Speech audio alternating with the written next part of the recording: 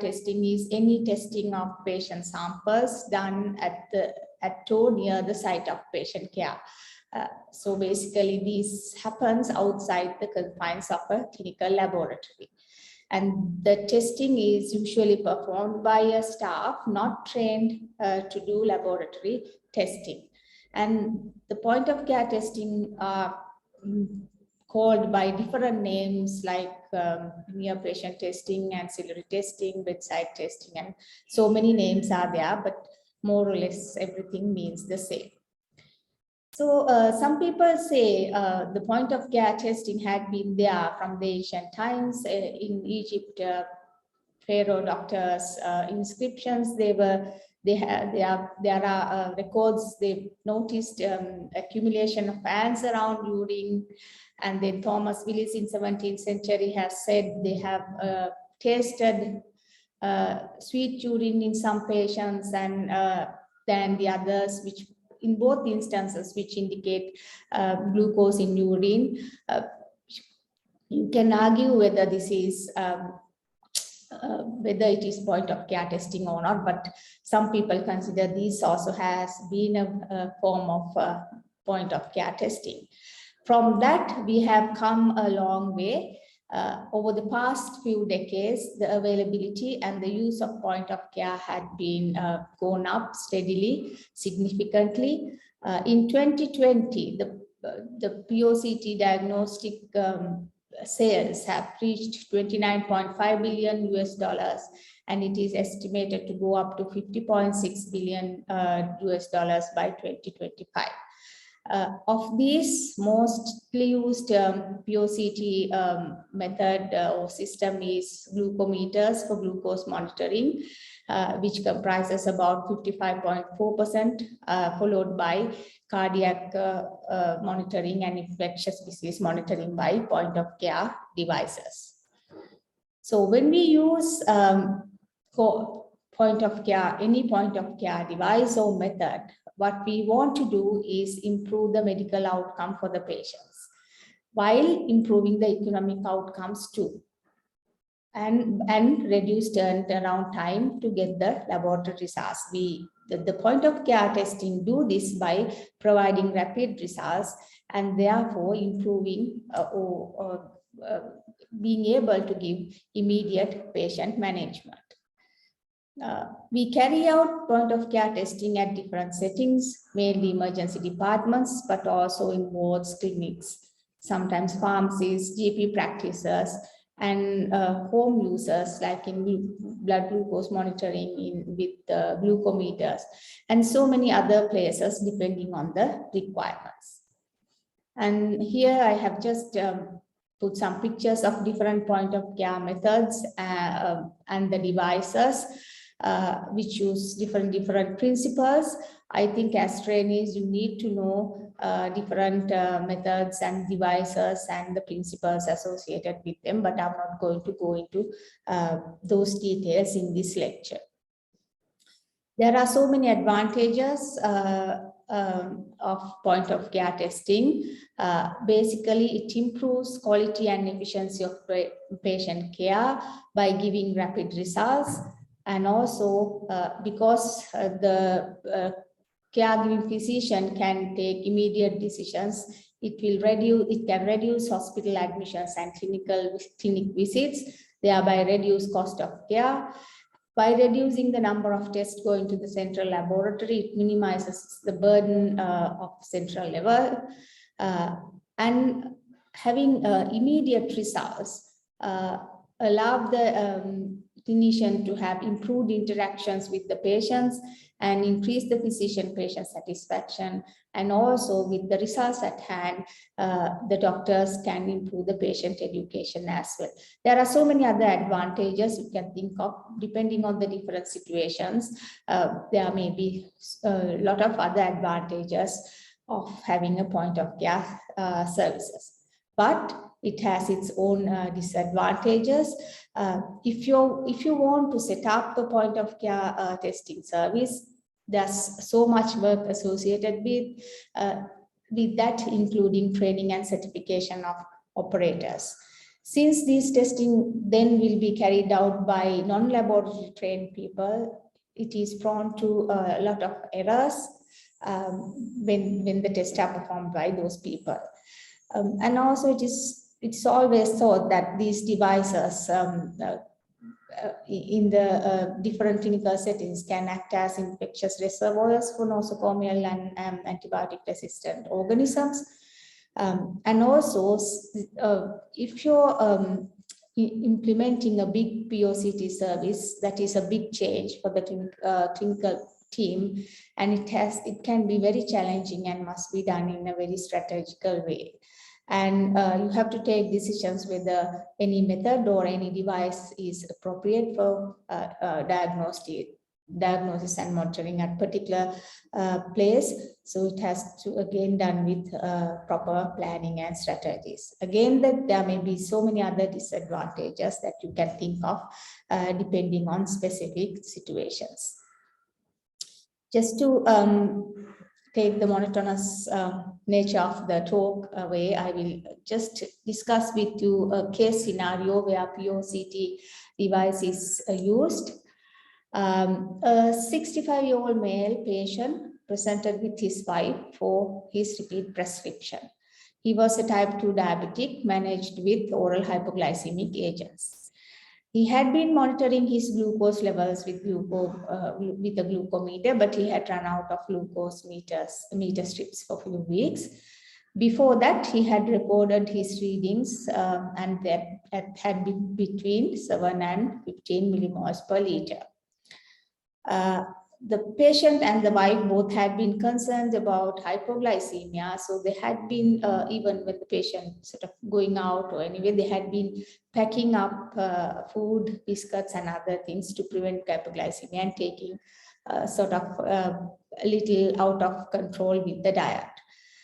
At the GP practice, point of care was done, maybe not in our setup, but point of care testing was done for HbA1c, glucose and albumin to creatinine ratio in urine, and all three results had been above the desirable level. When looking at this scenario, the key points that you can think of is the fact that the results were available immediately enabled the GP to provide education to the patient and the family how to optimize the management of his diabetes with medication and the diet. And it also can help in improving the management when the patient has difficulty in accessing the results from a central laboratory or standard laboratory testing, but they may have access to primary health care. So if the primary health care giver has this POCT service, it will help to manage the patient easily. You have to bear in mind the POCT results may not have the same sensitivity as the standard laboratory test, but the results available will be suitable to provide real-time information to improve the clinical care and long-term health of these patients, and also most of the time can be used when applying these results to published guidelines or algorithms. So when implementing a point of care service, there are certain things that we want to achieve. We have to make sure we want to achieve or ensure that a point of care testing results that we get are of high quality and the methods we use are cost effective. We have to be able to train and guide all the users of point of care testing. And the results and the test methods should have a consistency at different sites. We definitely need to enter the data received by POCT into the patient records, but that procedure has to be simplified. Otherwise, it won't be an effective or very useful. And the main aim is to provide faster turnaround time with minimal inconvenience to the patient, so we can apply immediate management strategies to the patient. And there has to be a organization-wide standardized policy for POCT application. This doesn't happen in most of our government hospitals at the moment, but at some point, I think the way we are going with the POCT, this should be put in to practice, and the laboratory managed POCT service is a must for us to get an effective use of these devices and methods. There are a few challenges associated with implementing a POCT service. One of main thing will be training staff and maintaining their competency, because there may be so many categories of people that need to be trained to use point of care testing with high turnover. And the implementing of service need to be approved by the institution and be regularly reviewed by the institution for efficiency and the cost effectiveness. And non-compliance will be common because it is carried out by non-laboratory people at all phases of analytical, all phases of the testing, like pre-analytical, analytical, and post-analytical. So we have to deal with that as well. So for an efficient and successful point of care testing service, we need a good management team. And there are other names like interdisciplinary committee to name them, but we need good management and a good training program. This paper by the AACC have given a very good outline, and I will be quoting some of their points during the next few slides in my talk. So the management team and the interdisciplinary team is necessary to maintain the good quality of the point of care service and the testing results. So they will establish, monitor, and enforce the quality standard for the testing.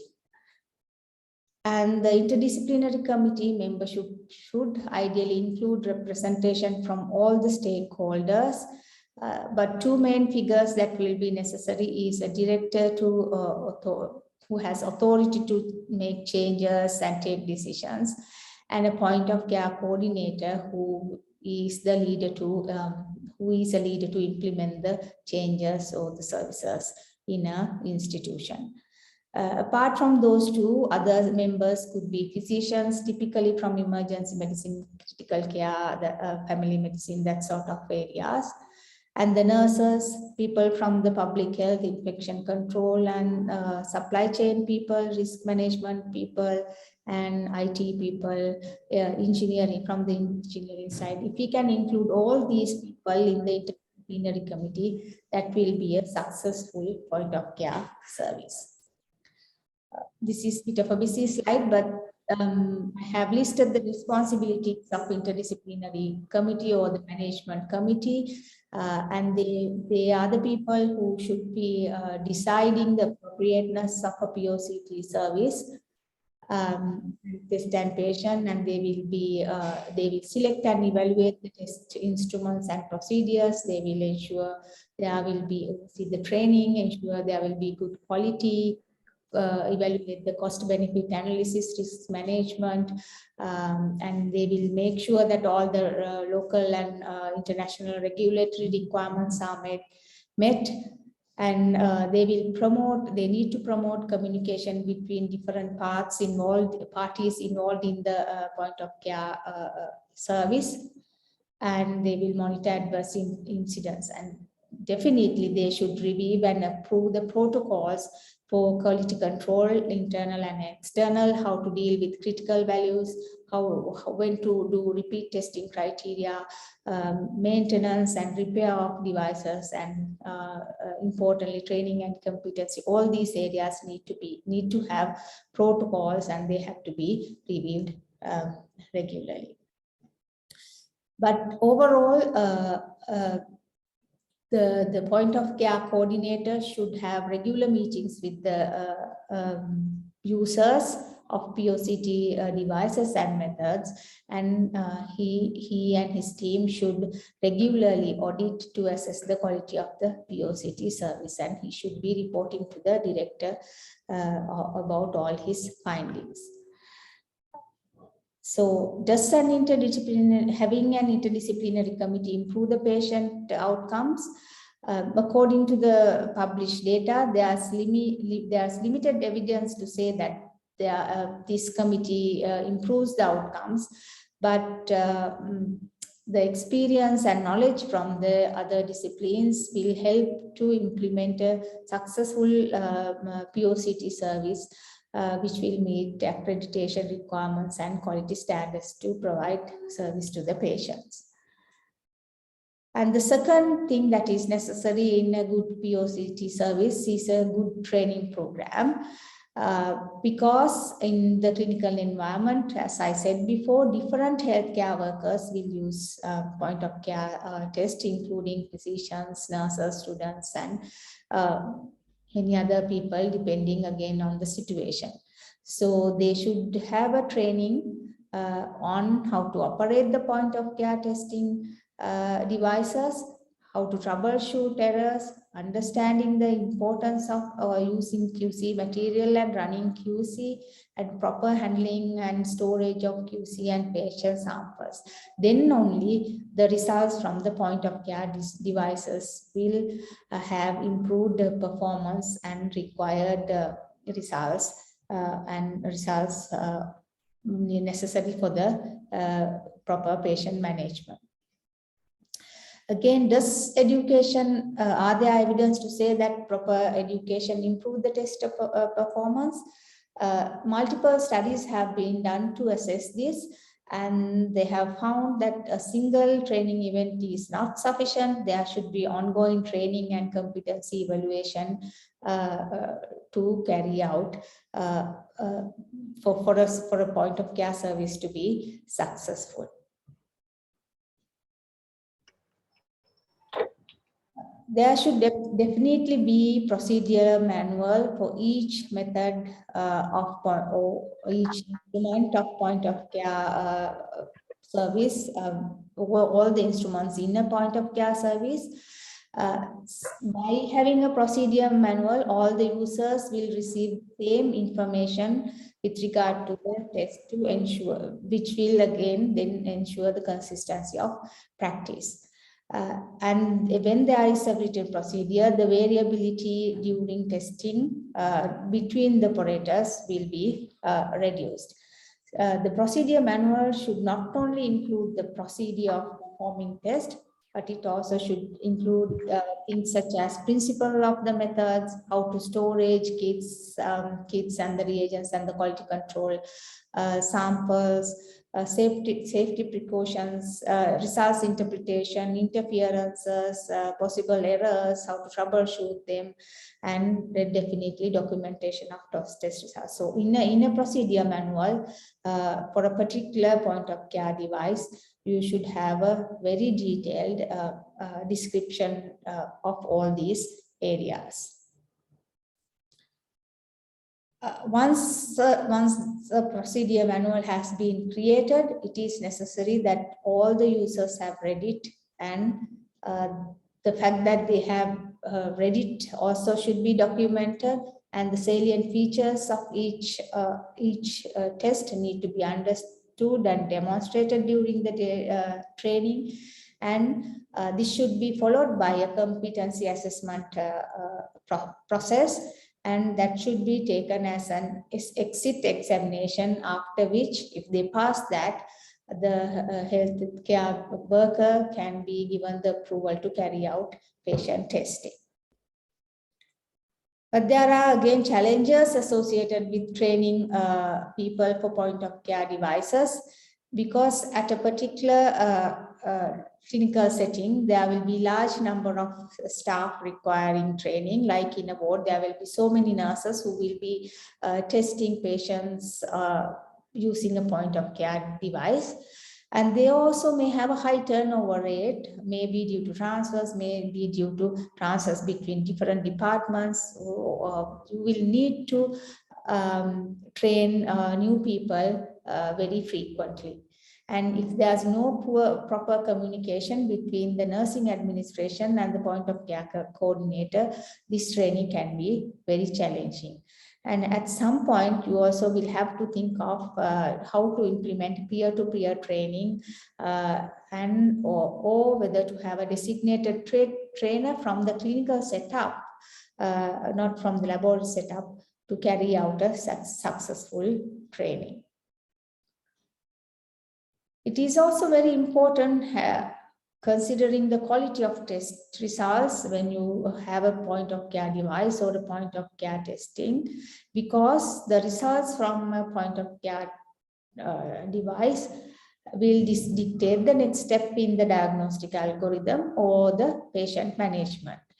So you have to remember that errors in the laboratory testing, which occur in the pre-analytical, analytical, and post-analytical phases, also occur in the point of care testing. Therefore, the same rigorous quality assurance procedures need to be applied when testing patients using POCT devices. So what benchmarks of quality should be monitored to judge whether the results from a POCT is successful or whether the POCT service successful? Maybe the individual laboratory or individual user should develop quality indicators to identify the areas for improvement. And if there are negative trends, that will maybe provide information to discontinue a POCT service. And if there are positive trends, you can that will help to improve the POCT program. Internal quality control and external quality control both are important during point of care testing as well. Many of the point of care devices have onboard quality control material, internal electronic checks, and some equipment follows the very similar quality control process which are carried out in the central laboratory. And this happens mainly with the benchtop equipments which offer mini lab like situations, maybe for blood gas analyzers, maybe for benchtop small devices which can test basic or routine testing. But these features may be absent in single-use POCT methods like urine stress strips, glucose ketone stress test strips. So in such situations, they may have kind of quality control procedures. They will have an inbuilt quality control systems where they can confirm that system is working or whether there's adequate specimen is added to the strip. And also we can use internal QC samples as not TQA, but as an external control, which we can run just like patient samples, which will test the entire testing process of pre-analytical, analytical, and post-analytical. But the problem with that will be the quality control cannot be run at the same time as the patient samples, because the test strip, you can't use the same test strip for QC and the patient results. So the conditions for each card or the strip or the cartridge may be different every time you perform the test. Therefore, a standardized way of performing quality checks is required. You have to devise such a standardized way to minimize the risk of accuracy of these results. So you can use a internal quality control like procedure using a third-party quality control material covering multiple levels at appropriate concentration, and you can decide the frequency of running those QC material depending on the frequency and pattern of device use. And it is very important to verify lot validity when your lot numbers change. So in addition to that, any quality assurance of the point of care devices should have correlation studies with the laboratory instruments at regular predetermined intervals. Using external quality assessment also is very important where possible. It will help to identify the adequacy of training, to identify whether there are deficiencies in the procedures carried out, mentioned in the procedure, and maybe some deficiencies which are not even mentioned in the procedure will be identified using EQA results. If a particular method does not have EQA sample, then you can use patient samples as split samples and sent to different laboratories, or different other point of care instruments used by other operators for comparison. But when you are doing that, you have to define criteria for acceptability of the sample correlation. This can be done by using published guidelines or using your standard deviations obtained by QC readings. Again, are there evidence to say that participation in proficiency testing or EQA improve the quality of POCT performance? Again, yes, there's been evidence that using such EQA methods definitely improve the POCT performance and the quality, and the guidelines recommend that all laboratories performed or participate in EQA program with the point of care service as well. Another important factor when using a point of care devices or running a point of care service is data management, because all the patient results that are obtained using POCT devices need to be incorporated into patient records. So interfacing, connectivity, and data management are essential for the quality assurance of POCT.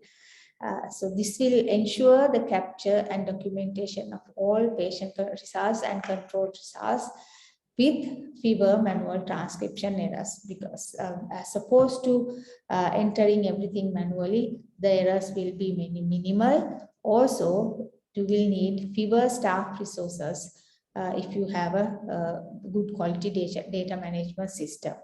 So again, this is recommended in guidelines if you are implementing a point of care service. With any very similar to any laboratory procedures, laboratory practice, safety and waste disposal is also important with regard to point of care service also. The same standard should be applied by checking the or operating the devices according to manufacturing instructions, and regular checking of electrical components, cleaning and maintenance of devices, and other health and safety measures like hand washing, decontamination of work area, disposal of sharps and chemical waste. Those measures also should be followed according to standard guidelines. So in conclusion, I want to elaborate a few main factors with regard to POCT use and the service. We talk a lot about advantages of using point of care service all the time without a lot of emphasis on the cost and errors and how to collect data and so on. So yes, we know there are a lot of advantages in using POCT devices and the methods, but the other factors also should be considered carefully before implementing such a service.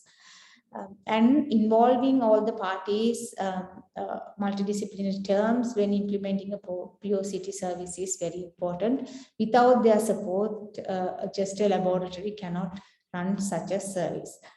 And all the time when you are running a POCT service, that should be conducted within the framework of quality standards to ensure the quality of test results that you provide is sufficient or exceed that is needed for the clinical purposes. Thank you.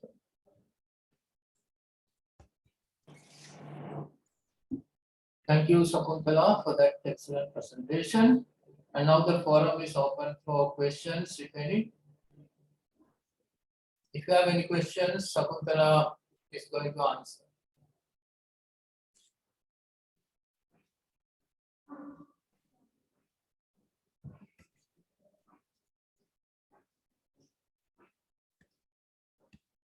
Okay, there are no questions, it seems. So we'll move to the next presentation. Thank you very much, Shakuntala. Thank you, Tushar. Right, we move to the next presentation.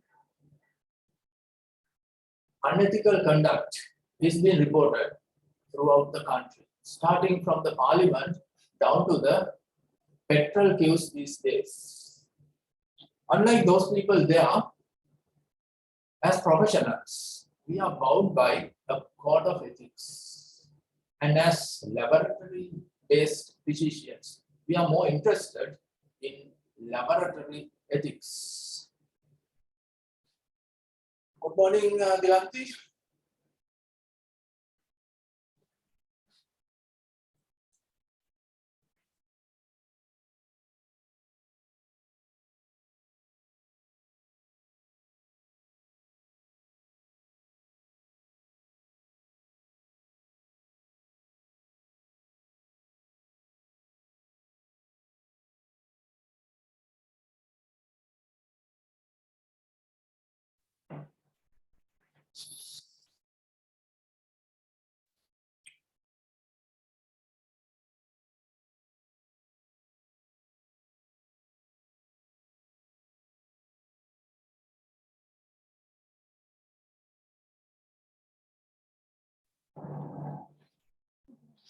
Good morning, everybody. Thank you, Dr. Krishna.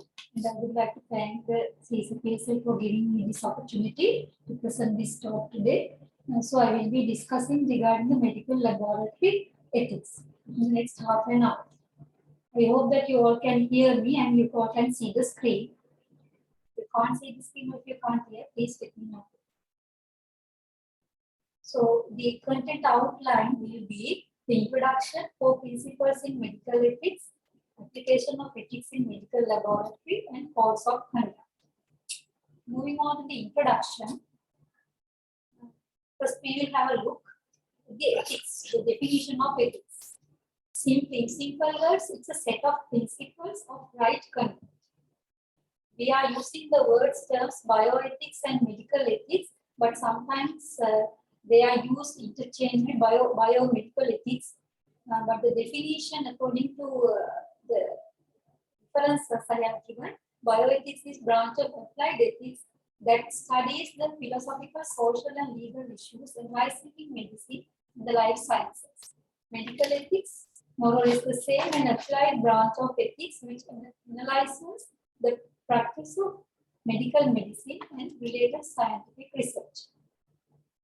So, the IFCC task force on ethical considerations have noted that formal teaching of ethics is absent from many clinical chemistry and laboratory medicine training programs. So, I think this program is also very important. Now, this will create an insight for our practitioners also to include medical teaching in their training programs. Now you can see the priority they have given, this priority they have given according to percentage wise in each and every training program. So moving on to a little bit about history on medical ethics. As you all know, as doctors, it starts in the Hippocratic Oath in 300 BC. Now still we are using edited version of this like as a physician's code. So after the World War II, the researchers were very interested in medical ethics because certain problems were there following the research conducted in during the World War II. So there had been several codes of ethical conduct, evolution, and most of them were related to research. But among these declarations, the Geneva from 1948, and the last one I have mentioned, the Delman report from 1978. They also can be applied not only for research but also the clinical setting and also in laboratory medicine setting.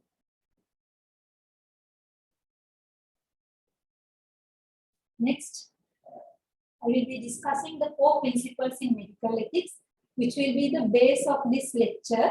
And I hope that you will remember and understand these 3 terminology, because this will be helpful, because I am going to do a case discussion depending on these 3 principles, which will be interactive.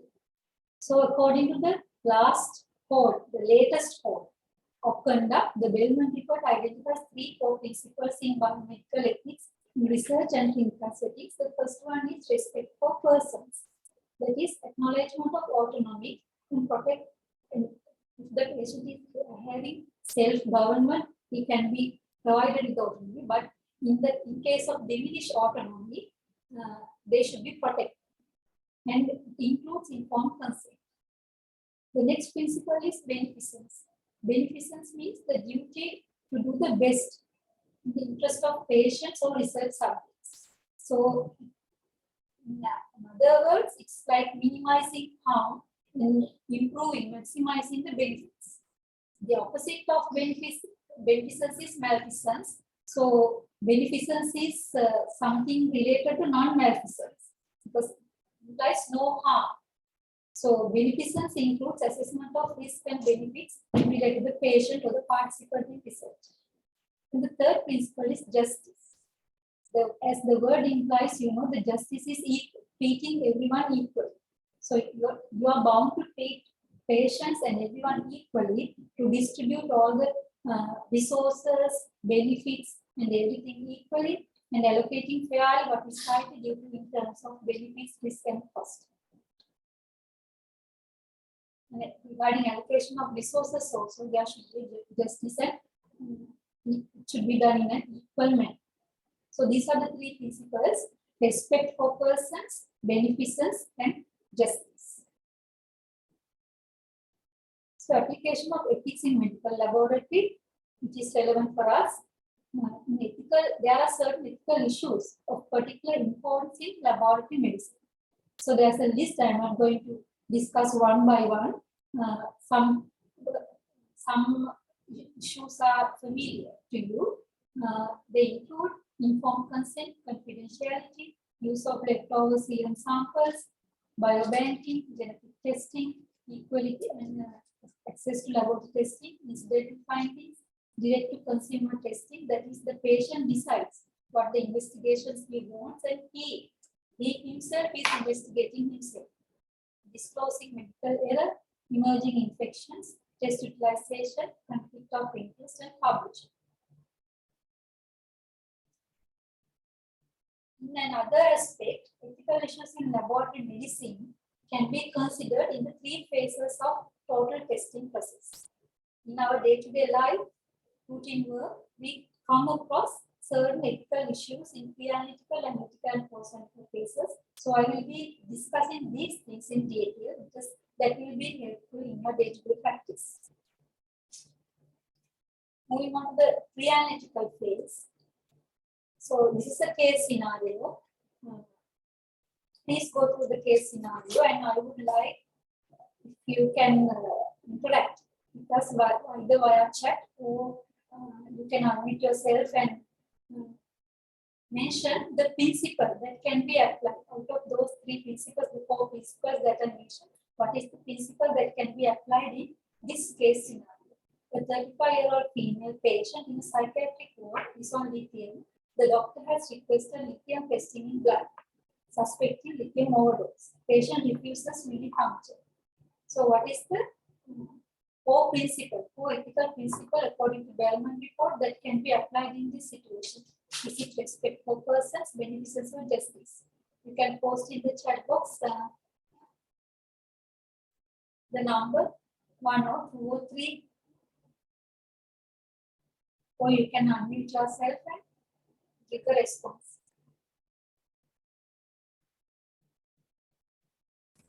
2. Yes. Okay. 2. Okay. Any other responses? Beneficence means the benefit to the patient. 3 is justice. You have to equally distribute everything, and respect for person is you have to respect the person. So it's okay that you can mention any, you can apply any principle if you can justify. So, but according to the principle definition of principles, I have selected respect for persons. The reason is this. The core principle respect for persons. I told you at the beginning, the respect for persons include the consent. Now here the patient is not consenting. So the consent must be understood by the patient. It should be informed, either it's expressed or implied. Now in this patient, we expect to be the consent to be implied, patient sitting comfortably and allows his or her sample to be taken or provide decision. But in this condition, we don't have either expressed or implied consent. Okay? So in this scenario, the special problem is incompetency owing to the mental status. The other conditions like age, all type consciousness, and critical illness also can result in these type of problems. And the patient's right to refuse to get tests done should be respected. But there are special cases like this. We might have to consult the institutional guidelines, or in special cases, patient autonomy is not absolute. So you have to weigh the risk of loss of patient's autonomy versus the benefits of the testing. That is the second principle, beneficence. So you have to consider that one also. So if you have mentioned second or third, you can justify. So these are the points that I have mentioned for justifying. And another important thing is in the pre-analytical phase, confidentiality is very important from the beginning of the total testing process, not only in the post-analytical process where you issue reports. Second case scenario, a 65-year-old patient with chest pain was admitted to ETV. The blood sample was received for troponin. At the laboratory reception, you notice that the name and the BHT are not matching with the name and BHT in the request form. So, are you going to analyze this sample, or what are you going to do? Are you going to request another sample? Now it is a medical emergency. So, what are the principles that you would apply in this case? 1 or 2 or 3.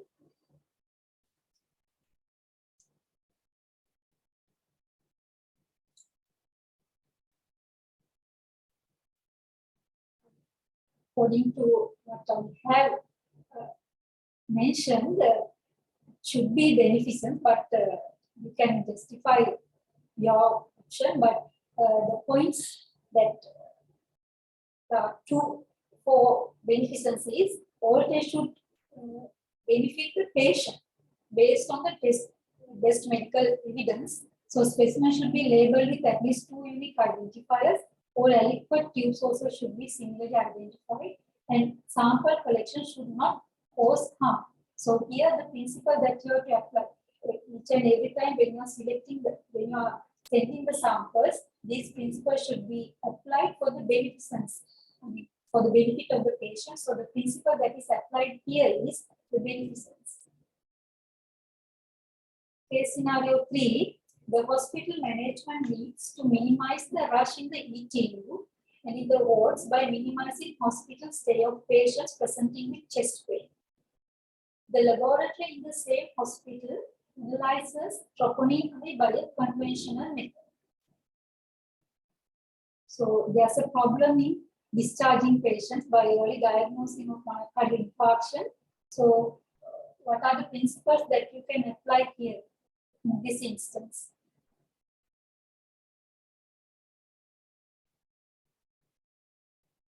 So the management might decide to start high-sensitivity troponin according to a principle, one of these 3 principles.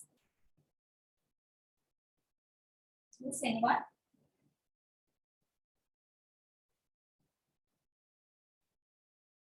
Okay, we can apply the justice. So regarding this special case scenario, the laboratory should evaluate the need to introduce new tests and the opportunities to discontinue all the tests when better tests are available. That is to justify and distribute the resources, available resources equally. No preference should be given to some patients in order to facilitate or accelerate the collection procedure at the cost of others. Then we should provide access to several laboratory tests at reasonable cost. Moving on to the analytical phase. Next case, the medical staff member brings his own sample for serum creatinine around 11 a.m. He wants a result by 11:30 to show to the consultant before the consultant leaves the ward. Report was issued by analyzing the sample in the stat position. So, what is the principle that can be applied here? Anyone?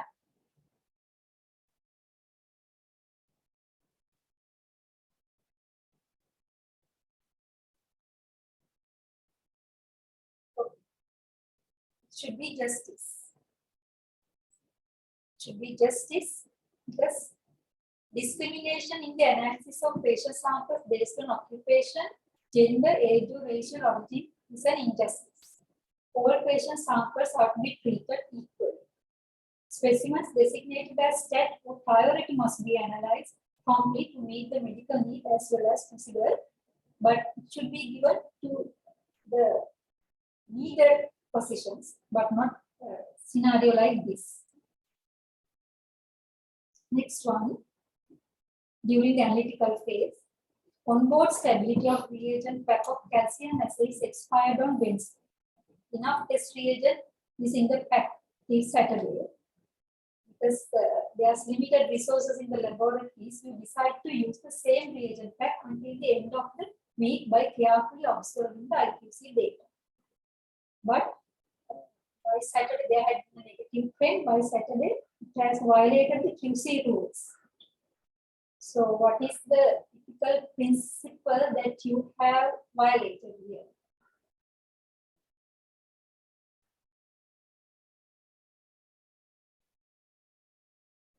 Can anyone unmute yourself and tell whether it's 1 or 2 or 3?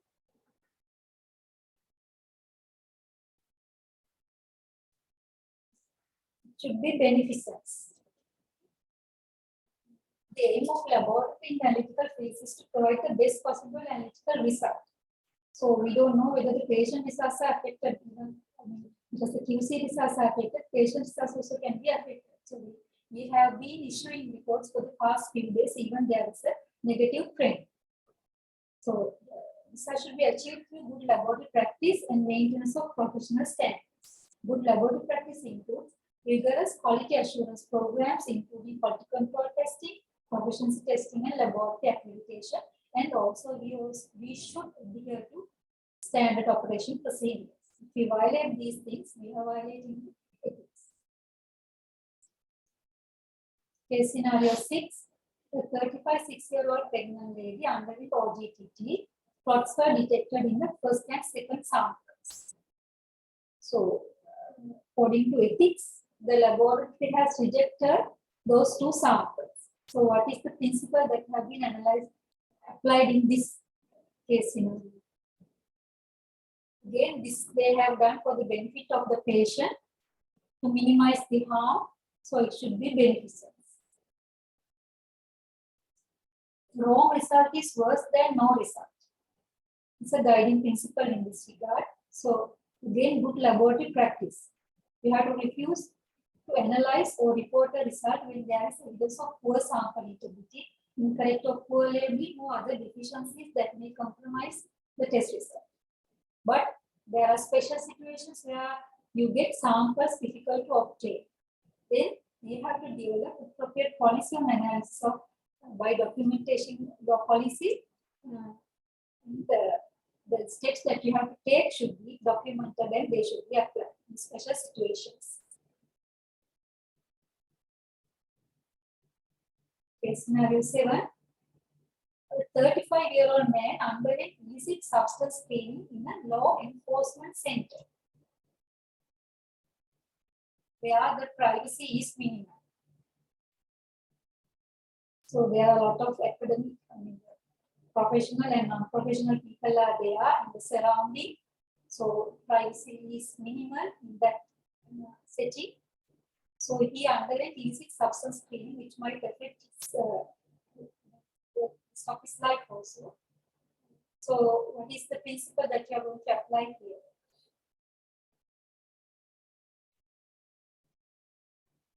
Should be number one, respect for persons.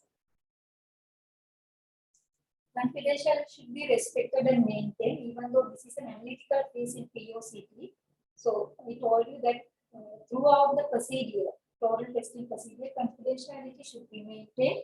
Point of care settings can be difficult because testing is often conducted in a common room with access by trained and non-trained person. So you have to be aware about that. Next, I am going to discuss the ethical issues in post-analytical phase in the medical laboratory. QC rule violation was identified following QC sample analysis for sodium during the night shift. The error was identified, root cause analysis was done, and error was corrected. Again, QC was analyzed, but because there was a doubt regarding the samples that were analyzed towards the end of the day, just before analyzing QC, a few patient samples were run immediately before the night shift were reanalyzed, and there was a significant discrepancy between the issued results that were analyzed in the daytime and the results that were obtained after correcting the analytical error. So ideally, you are expected to inform these results and correct these results according to the principle. Which principle? The beneficence. That is for the benefit of the patient. So here the core principle that you have to apply is beneficence. Ordinary clinical clinicians should be notified of errors as soon as they are identified, and test results should be corrected as soon as possible. The change should be marked on the report, and the incorrect result should remain accessible and be clearly identified as error. In addition to that, clinicians should receive the right result within an appropriate time with information that allows for correct interpretation of the results, which include patient identification, correct reference intervals, and so on.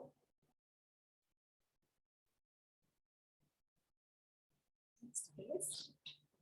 A research student who is investigating a newly designed POCT device for cholesterol levels in blood. Request leftover serum from the laboratory to measure bilirubin, not bilirubin, cholesterol using this POCT device. It should be cholesterol. So, are you going to give leftover samples to this research student? If you are giving, what is the principle you are going to apply and what are the precautions that you are going to take before giving the sample? So here it should be respect for person, because even though the patient is not there, we don't see the patient, the sample should not be handed over with patient identification. The core principle is respect for persons. Patients have a reasonable expectation that their samples will be used solely for the laboratory testing requested by the clinician in the laboratory. So residual samples are often used without patient's knowledge, which is not ethical. So there should be a policy in the laboratory in the use of residual samples should be developed. Either you can use a coding system or de-identification. Anonymously, these samples should be used, and you might be using these samples not only for research purposes, for quality assurance purposes, so to make serum foods and everything. So samples should be de-identified. And now there's a new concept regarding biobanking, actually not in our hospitals, but in research institutes. They keep the samples for future reference and future research biobanking. So they are also sometimes the principles of justice and respect for person can be applied, because even though we use these samples for research, we are not paying these patients. So that is also an issue regarding ethics. So there are instances where these principles, more than one principle can be applied. So there are certain guidelines, well accepted guidelines that mention you have to de-identify the specimens. Another case, this is regarding the post-analytical phase. 23-year-old diagnosed girl with homocystinuria undergoing mutational analysis. The report was handed over to her auntie who came to laboratory to hand over urine sample. So what is the ethical principle that you are going to apply here? You have violated certain ethical principles here, you might have violated.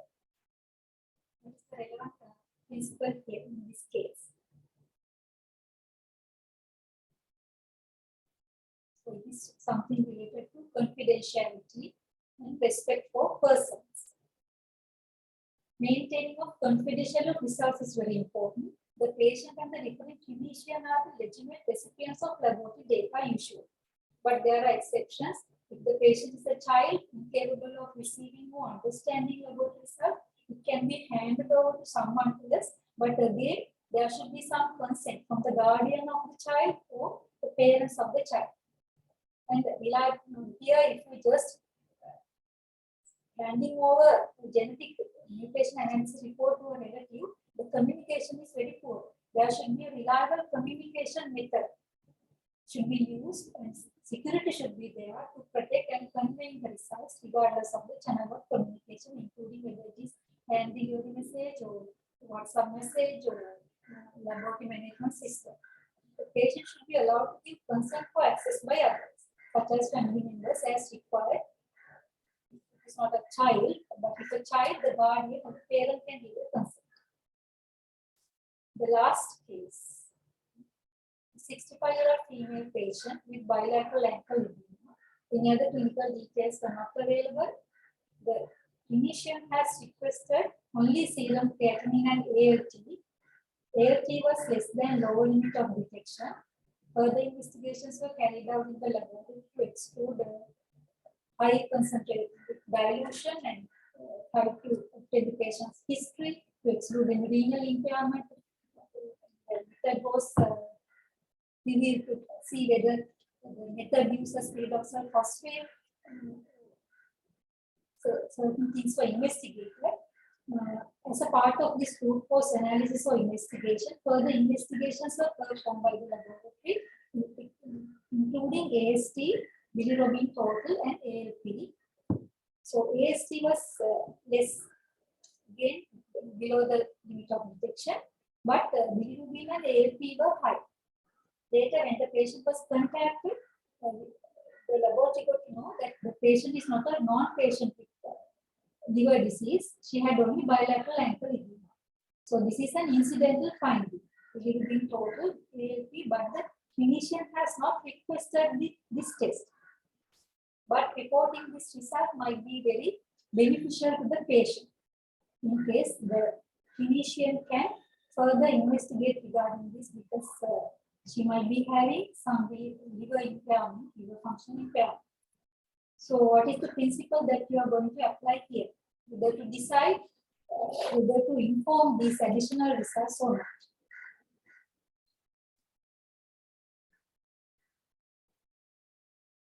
Should be beneficence. True. Yes, true. Correct. Here, the decision on whether or not to disclose incidental findings requires careful weighing of the benefits against the potential risk. It involves evaluating the results' accuracy, significance to health, and clinical actionability. So, disclosure of incidental findings should be considered if they are life-threatening or if they reveal a medical condition that can be treated or prevented, like in this case. If not covered in a laboratory policy, these cases must be handled on an individual basis with clinicians, risk management, and potentially ethics boards. This type of incidental findings are also commonly encountered in genetic testing, where we have to apply these principles. Last few slides, source of ethics. So, different professional societies and organizations have developed their own codes of ethics. Now, some of the examples I have mentioned in this slide. So, can choose one of these, or you have to develop one of these codes of ethics in your organizations to follow in case if you come across any issues. And even in our laboratory application process, ISO 15189, in sections 4.1.3, mentions about the ethical aspects in laboratory accreditation. In summary, the take-home messages: laboratory professionals must maintain ethical standards just as another medical profession. The core ethical principles should be applied during the 3 phases of the total testing process. And many professional laboratory societies have codes of ethics which can be followed. So you can prepare your own course of conduct. I would like to thank Relation and the panel for suggesting this case-based interactive session initially. These are my differences. Thank you. Thank you, Dilanti, for that thought-provoking lecture. After this lecture, I also feel that I have violated ethics for uncountable occasions. Now the forum is open for questions.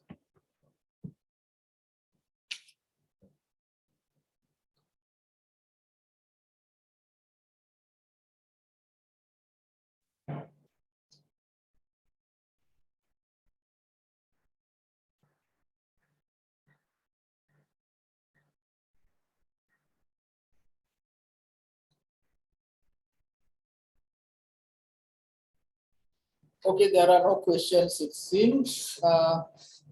Thank you, Dilanti, for that lecture. And we will have a small break and we will restart at 10:45. We'll meet you at 10:45.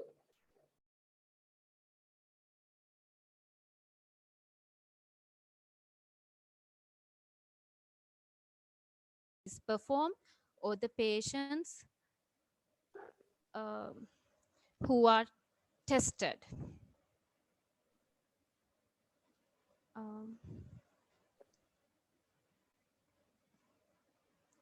Okay, so this is different from method validation, in which the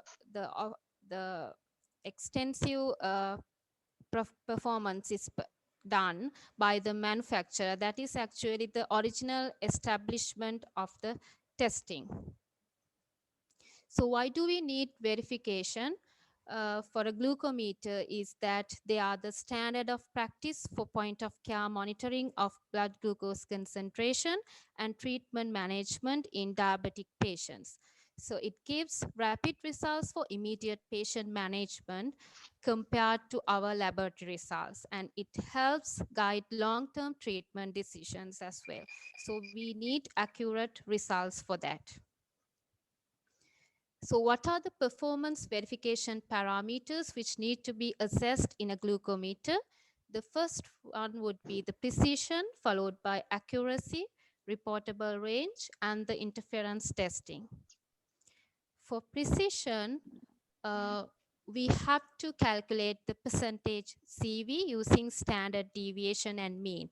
So there are 2 types of precision. The first one is the intra-assay precision, which is also called the repeatability or within run precision. Then the second one is the intermediate precision or the between run precision. So you can use QC material, pooled sera, or whole blood if the manufacturer has allowed it. And you have to use at least 2 levels of glucose concentrations. And you need to have at least 20 replicates in each concentration levels. And preferably, you have to use relevant or decision limits concentration for these precision studies. So there are several guidelines given by different bodies, and this is the FDA guidance for repeatability, that is the USA Food and Drug Administration.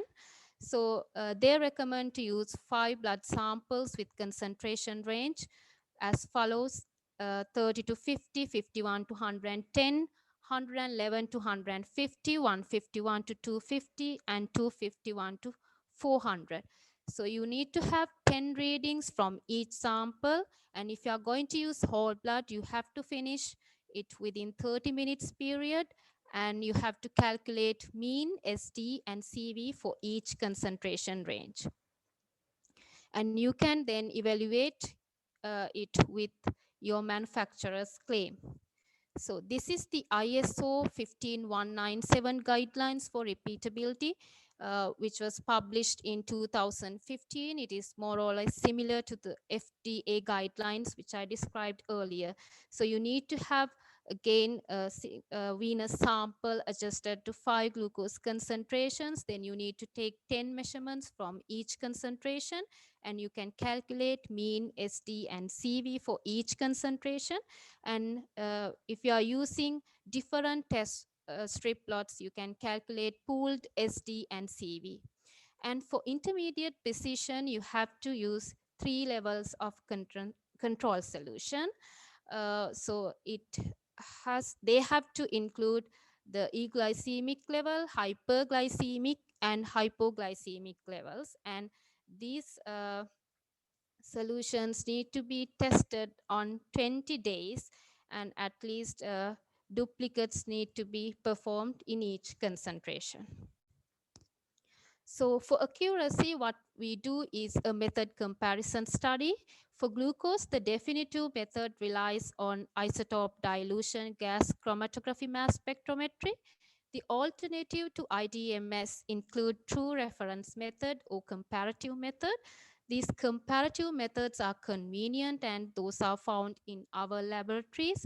And this particular method should be traceable and aligned to IDGC-MS, and the precision should be less than 2.9%, and bias should be less than 2.2% with a total error of less than 6.9%. And before going to do the study, you have to define the appropriate patient population also. So according to CLSI guidelines, that is Clinical and Laboratory Standard Institute, they recommend a minimum number of 40 samples in which the glucose concentrations should span the device's analytical measurement range. And they also recommend to include the populations which exhibit a range of confounding factors like hematocrit, oxidizing or reducing substances. But remember, if the manufacturer has specifically claimed that there is an interference with these confounding factors, you need to exclude those samples. You are not going to use those samples in a verification study. Then you have to plot your data. So what we use is a scatter plot. You need to include a line of equivalence and then draw a line of best fit through points and calculate line equation. Then you have to calculate correlation coefficient, which is the R, and sometimes you need to calculate the bias.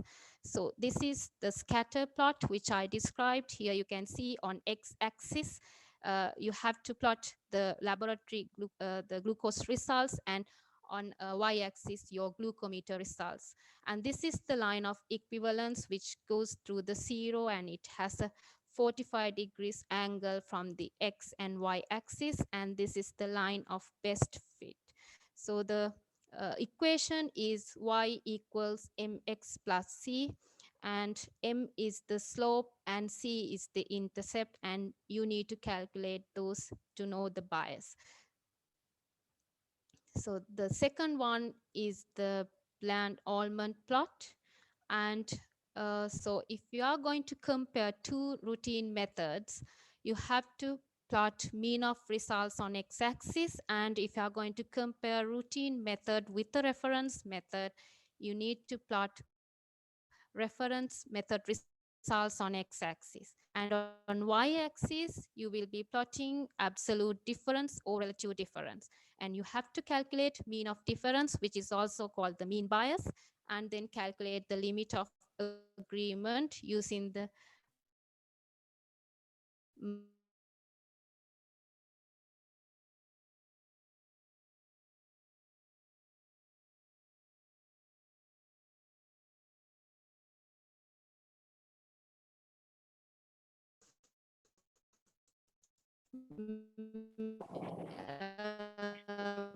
mean of two methods, the zero bias, which is the line of equivalence, and with this red line shows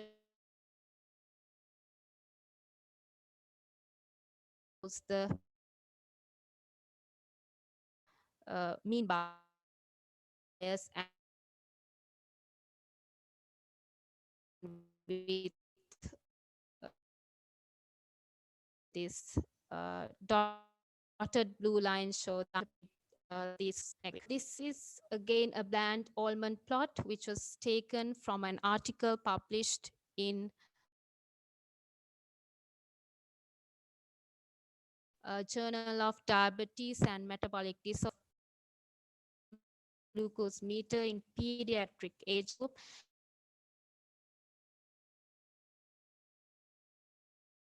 at tertiary care referral hospital. Used these two methods on the x-axis, and the on the y-axis they have used the difference. So here you can see the mean bias, and these are the two agreement lines, this my lines. And this is again taken from another article published in 2013 in Clinica Chimica Acta. Again, they evaluated a glucometer. So in the top diagram shows the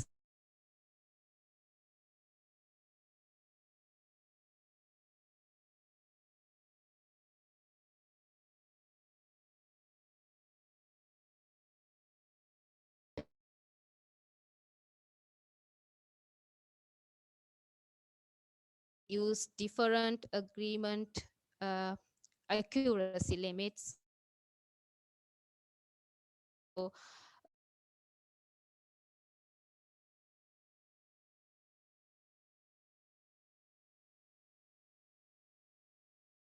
there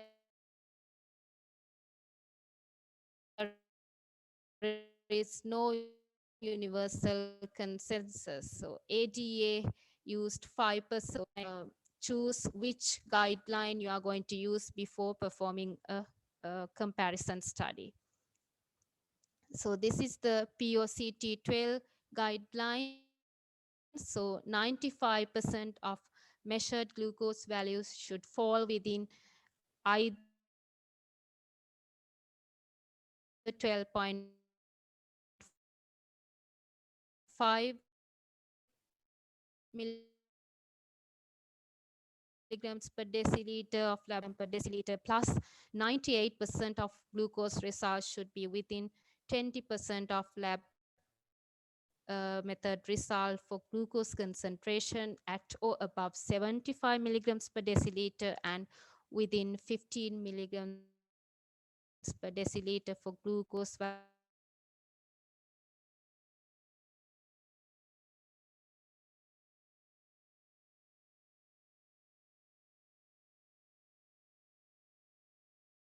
values less than 25 milligrams per day. So 15197 guidelines to assess the accuracy limits. So this is another article published in BMJ Pediatrics in 2018. So they have used CLSI guidelines for accuracy limits.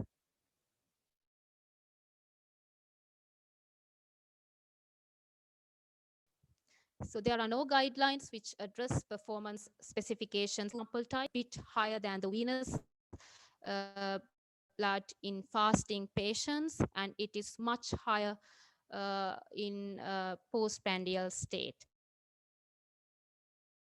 And remember, the glycolysis will decrease glucose concentration by 5 to 7% an hour in whole blood at room temperature. So the analysis must be between the glucometer and laboratory glucose results. And this is taken from IFCC guidelines published in 2017. So they have given a set of pre-analytical variables which can lead to difference in glucometer and laboratory glucose results. So mainly the poor peripheral circulation, extremes of hematocrit, hypoxia, and acid-base disturbance, drug interferences, altered proteins or lipid levels. And so there should be a proper training, and the staff should demonstrate the competency, and quality assurance program should be in place. Otherwise, there will be a difference of your glucometer result and the laboratory result. The third one is the analytical range. So you need to do a linearity study, which is a bit difficult than the previous ones, because you need to use commercial materials or pooled sera. Sometimes you might have to keep pooled sera at room temperature to get the desired low concentrations, and you need to spike to get the higher concentrations, and you can then compare with your manufacturer's quoted reference range. So moving on to interferences that are likely to be encountered, for example, if you are going to use the neonatal population, then you need to assess the galactose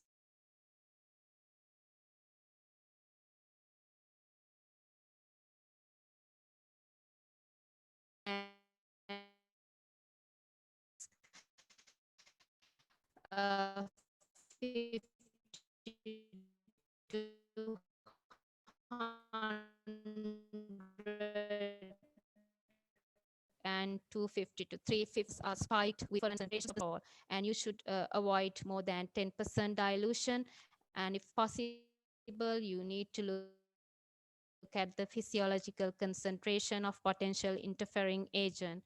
And you need to do the measurements at least in duplicates or triplicates, and the decision limits for significant effect is usually taken as more than 10%, but you can refer to your manufacturer's claim. So this is how you can do the interference study. So you can take different volumes of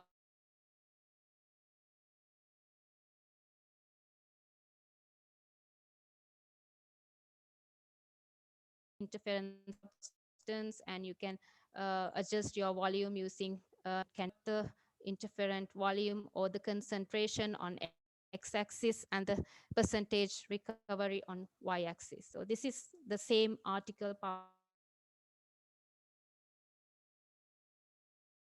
published in BMJ Pediatrics. They actually evaluated two glucometers for 6 interfering butyrate, N-acetylcysteine, glutathione, and galactose. So they have taken the control sample that is with no interfering agent, and then they have taken two different concentrations of the interfering substance. So here they have, if you can see this, this black line is the one they got from the laboratory results. So if you are going to use this glucometer in critically ill patients, then you have to assess how the hematocrit will give an impact on your glucose results. So again, you have to do an interference study for that, and you have to adjust your sample to different hematocrit levels by separating the plasma from cells and then adding or removing aliquots of plasma in different proportions. So you need to adjust your glucose levels to decide concentration, and then you can run the samples either in duplicates or triplicates, and you can calculate the bias or the percentage recovery.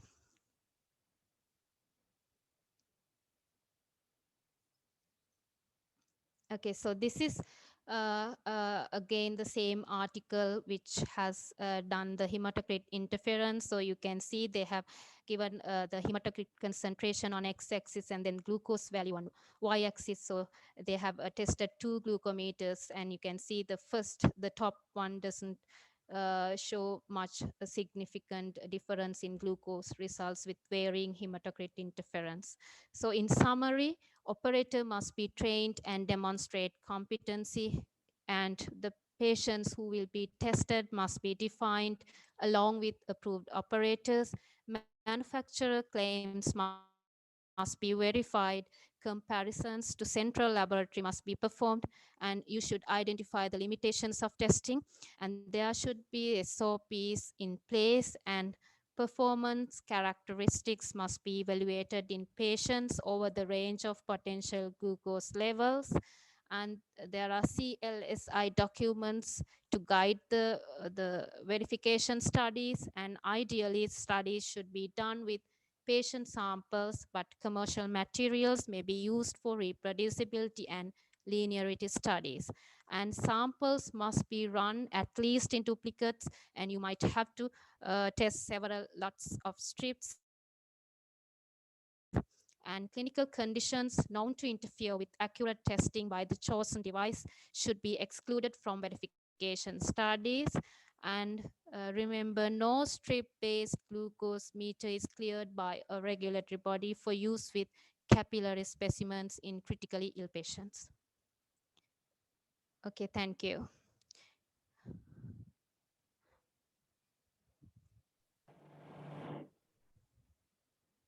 Thank you, Gauri, for that interesting presentation. Unfortunately, we had some interruptions in between.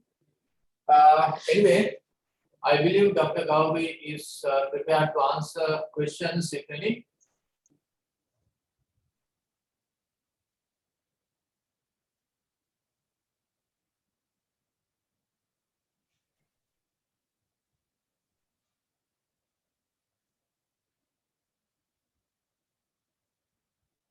Okay, there are no questions, it seems. Thank you very much, Gauri. We will move to the next presentation now. Okay, thank you.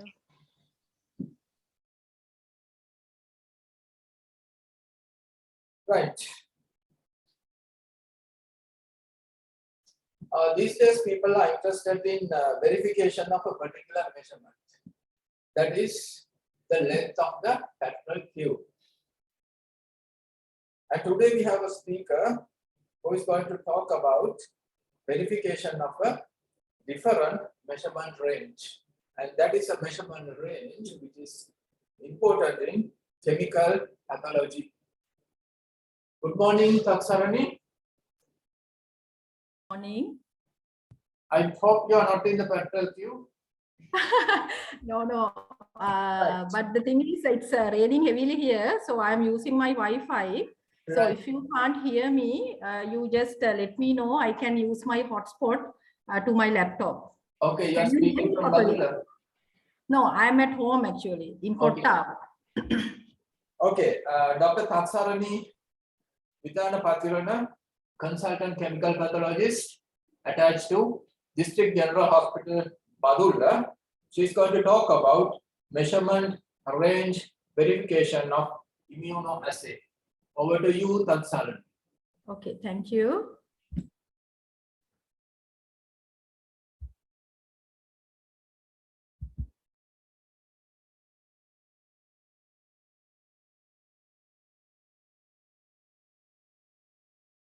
Okay. Good morning to all of you. This is the last lecture of the first day of training session. I think you were bombarded with a lot of analytical stuff. And again, this is going to be a complex analytical stuff, but I will do it very simply because the audience consists of different stages of trainees. Unfortunately, this will be a very basic lecture for MD trainees. So in my lecture, I'm going to discuss about what is analytical measurement range of an immunoassay, limit of blank, limit of detection, and limit of quantification, and what is analytical sensitivity and what is functional sensitivity and analytical sensitivity, analytical specificity, and little bit about dilution factors, and finally, small description about high sensitivity troponin. So let's see what is analytical measurement range. So this is again, we call it measuring interval or reportable range. It will range from, it is a range, but this should be, this range should be declare tolerances for imprecision and bias of the method. So for example, let's say for drug assays, so requirement of a CV of less than 15 and bias of less than 15. Likewise, so each and every measurement, there are recommended percentage of limits for bias and imprecision. So in this measurement range, these tolerance limits should be fulfilled.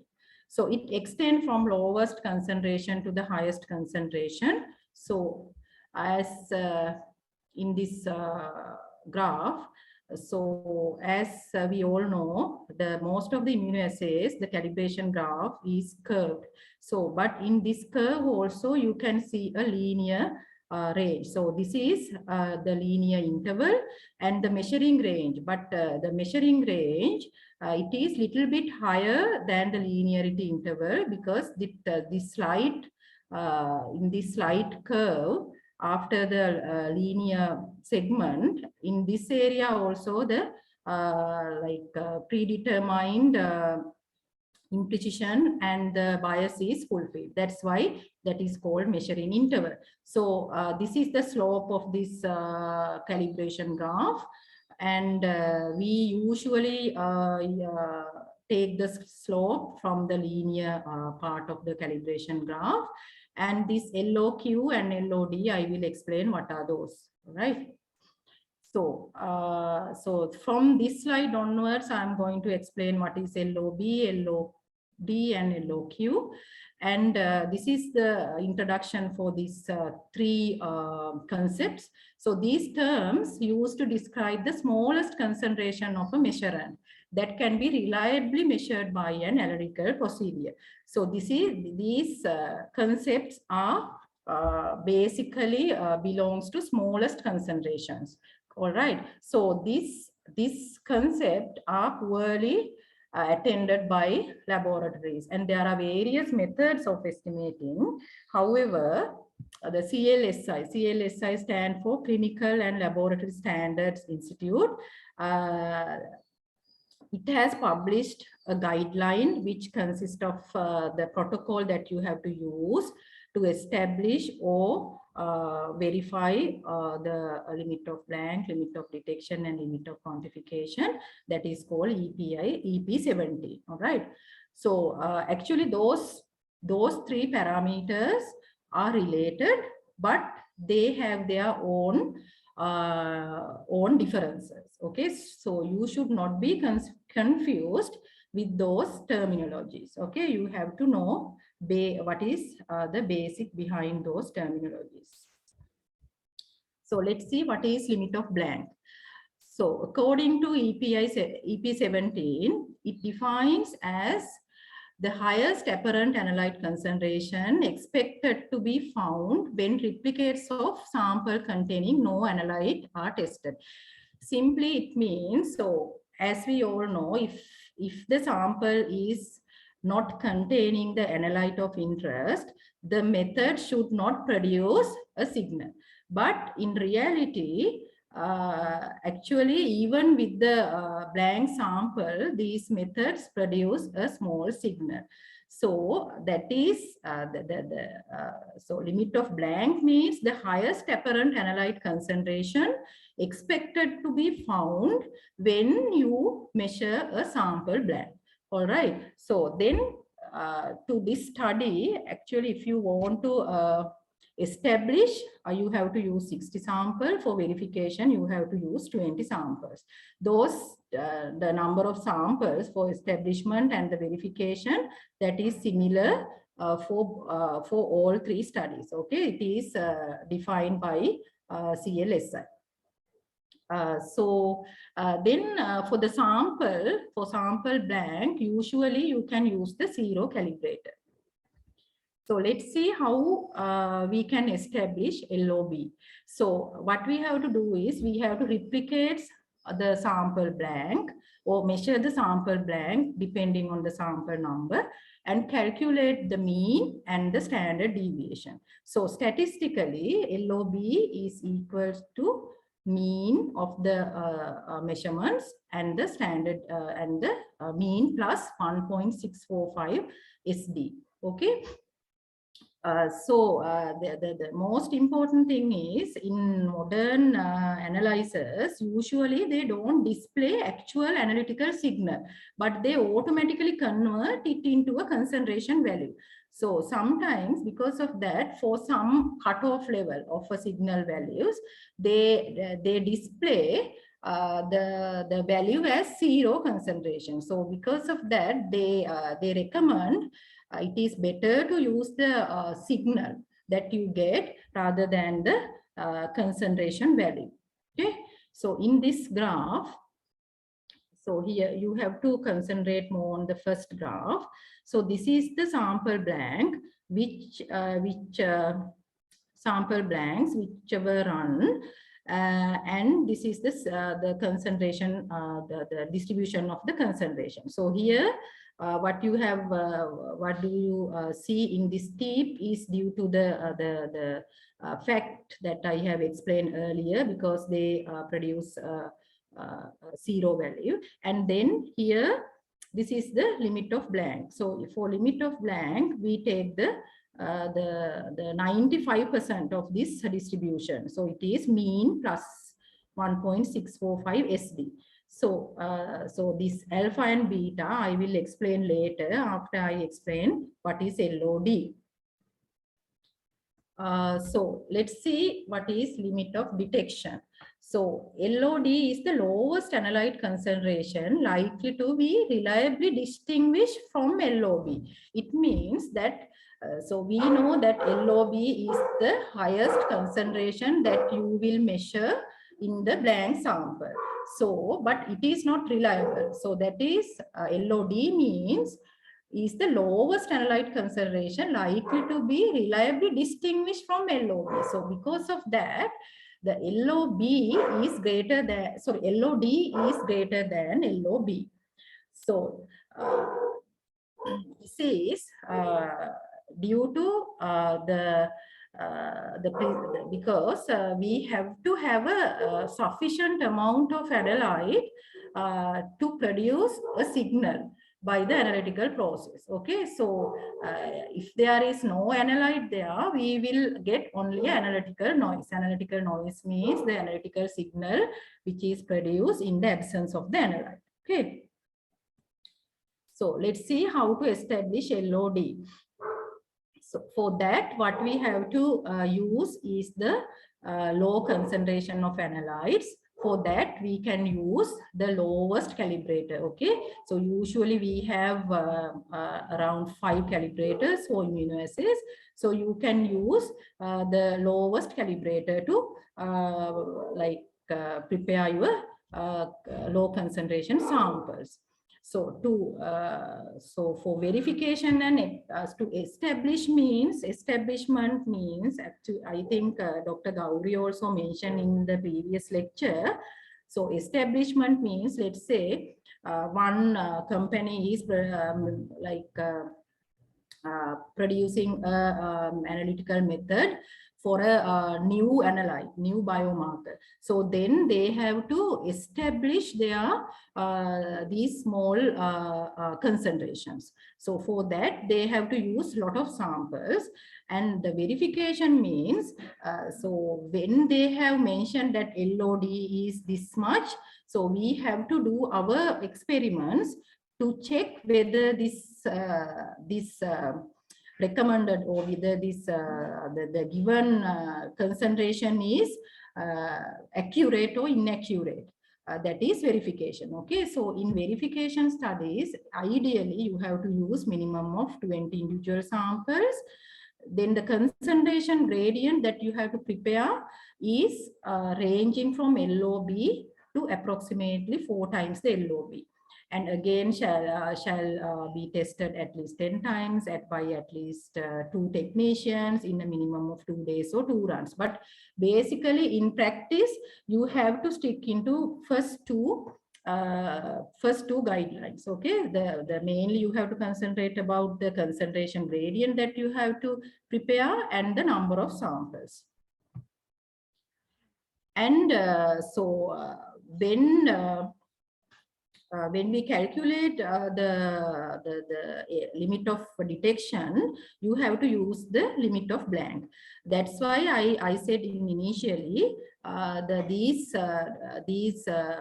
analytical concepts are related to each other. Okay, so then you have to calculate the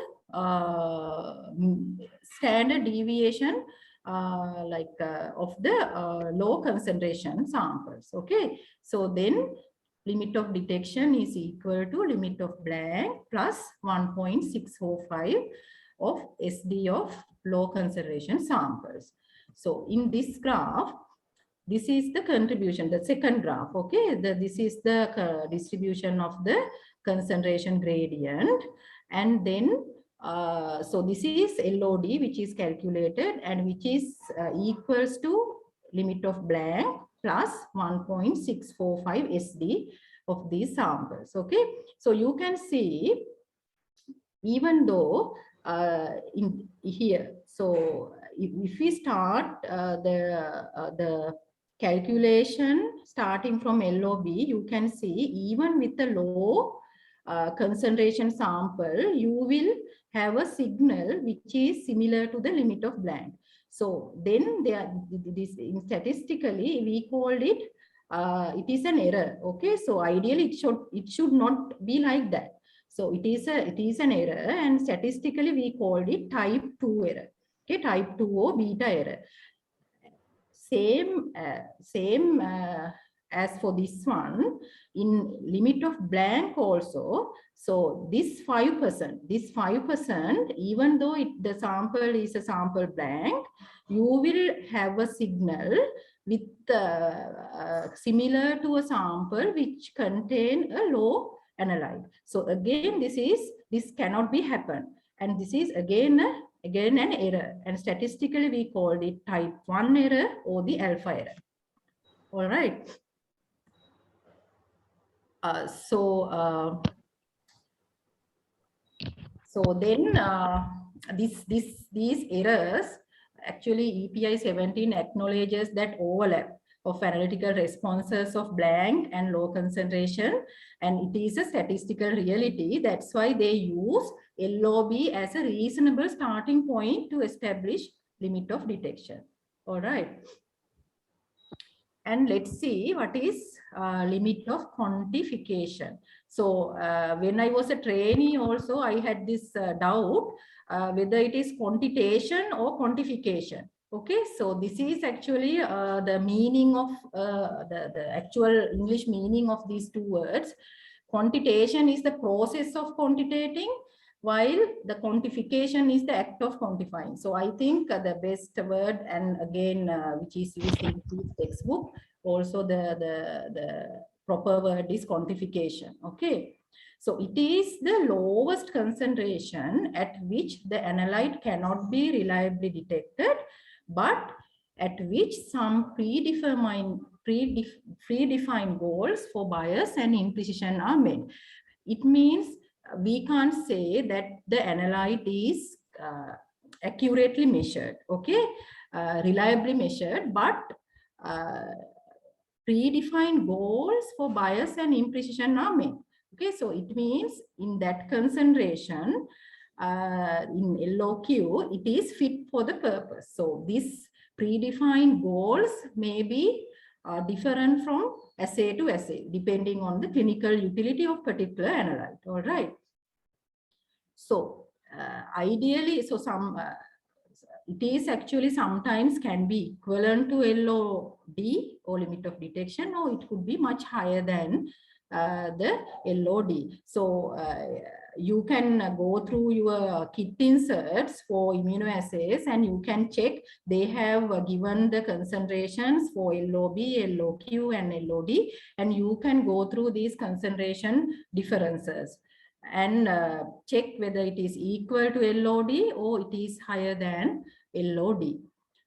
So this limit of quantification is matrix, method and analyte specific. As I mentioned before, it is a matrix, method and analyte specific. So let's see how to establish LOQ. So for to establish, you have to again have a sample low concentration gradient with low concentration of analyte. So at the expected LOQ. So then let's say, so we are verifying the LOQ. So then we know that LOQ is somewhere, we know the value for LOQ. Then we make a sample concentration gradient at or above the LOD. So then usually we know in reality the LOQ is more than LOD. So you can start with LOD or even below 1 or 2 samples below the LOD concentration, and you can go beyond the LOD concentration. So what we have to do is, then you have to make a concentration gradient like this, and you have to replicate the samples and you have to calculate the coefficient of variation. Then you have a curve like graph like this, which is a curve. So you can see in the initial, the low concentrations as well as in high concentrations, the coefficient of variation is high. So let's say our predefined CV is 20%, and so what is the 20% of concentration? The CV is 20% above the level of, in this graph, let's say above the 4, above the concentration of 4, and again the CV is not more than 20% above the 8. So this is actually regarding the upper limit, this is regarding the lower limit. So then we can take this concentration as the LOQ. So then now I will discuss the key points or the clinical utility of these three concepts. Okay, so LOB and LOD are important for test which we use to discriminate between the presence or the absence of the analyte. Let's say for drugs or therapeutic drugs, and even drug of abuse, and troponin and HCG. Those are the analytes which we have to think about limit of blank and limit of detection. Even the small the presence of small concentration is important in these analytes. Okay, and the other important point is the interval from LOD up to LOQ. If the LOQ is more than LOD, the interval between these two concentrations, one should report as the result as detected. You can't say, you can't give a quantitative results. You can say only the analyte is detected.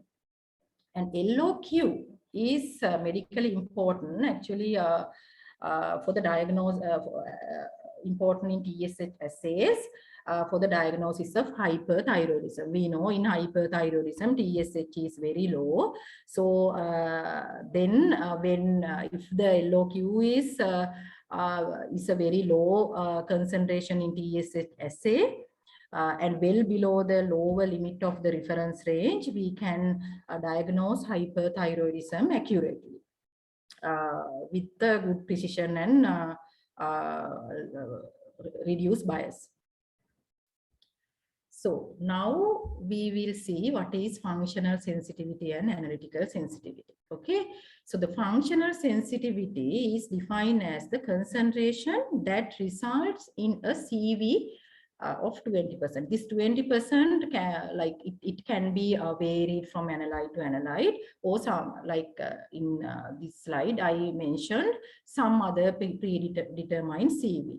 So this this is a measure of an assay's precision at low analyte low analyte concentration levels without addressing the bias. So here we are not addressing the bias, only the precision at low concentrations.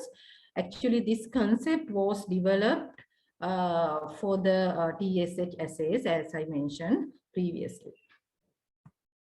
So what is analytical sensitivity? Actually, you should not confuse with analytical sensitivity is LOQ. Okay, so it is defined as the ability of an analytical method to assess small differences in concentration of an analyte. Okay, so the smaller the random variation of the instrument, the steeper the slope of the calibration graph, better the ability to distinguish small differences. So I will explain using this graph. Okay, let's say we are going to measure the difference, the small difference, small concentration difference between this point to this point. Okay, let's say the assay A. So here is the lowest signal you get, and here is the upper signal you get. So the signal difference is this much. When we take the assay B, so here the lowest signal you get is higher than the upper signal that you get for the other assay, and this level is here. So you can see the difference in the signal. So that's why we called the analytical. So then we can say assay B is analytically more sensitive than assay B. It means you can detect small concentration differences accurately when you increase the steep of your calibration graph, okay, and or the slope of your calibration graph. So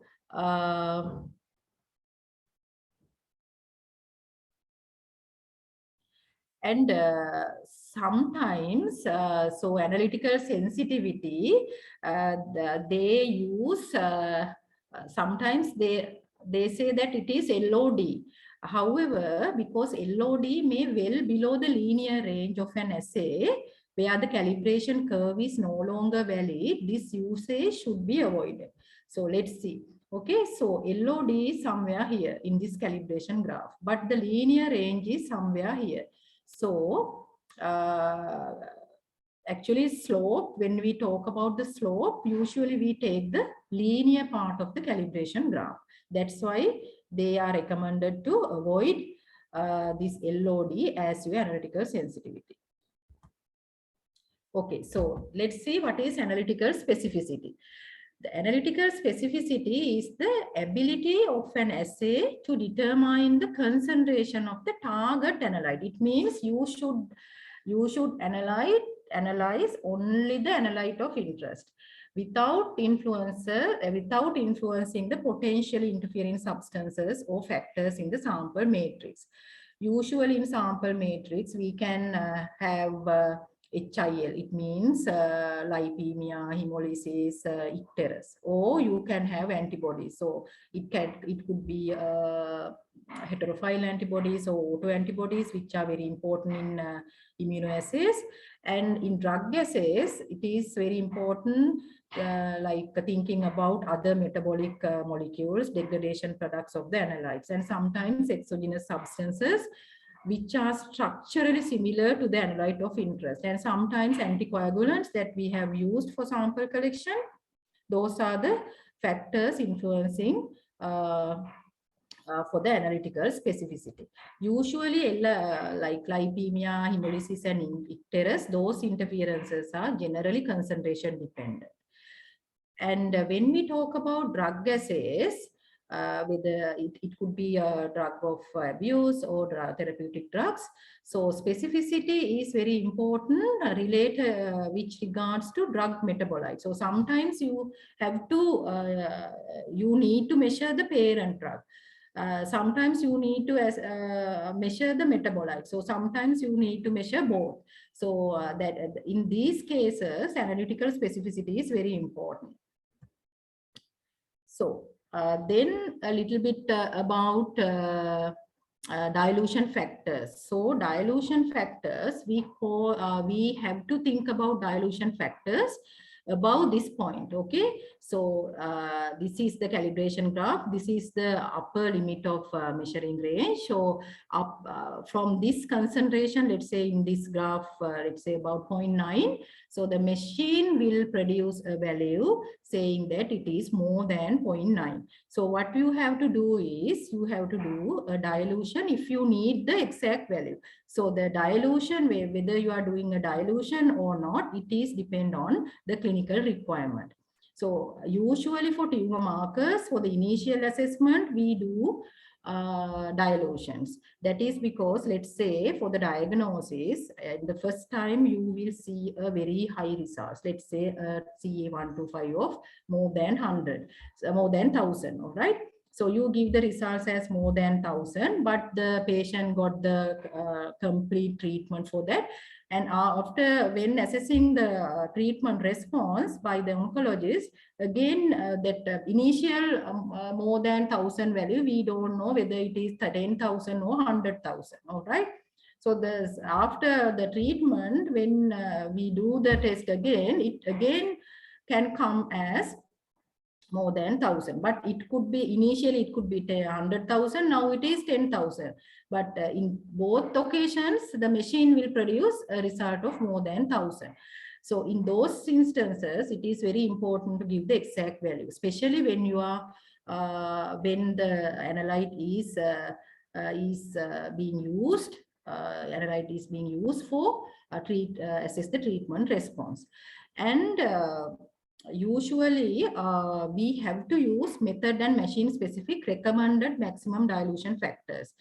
That is because, so those dilution factors are formulated by the manufacturers considering a lot of factors like the pipetting accuracy and the reality. It means some values cannot be present in physiological, pathology, even pathological conditions.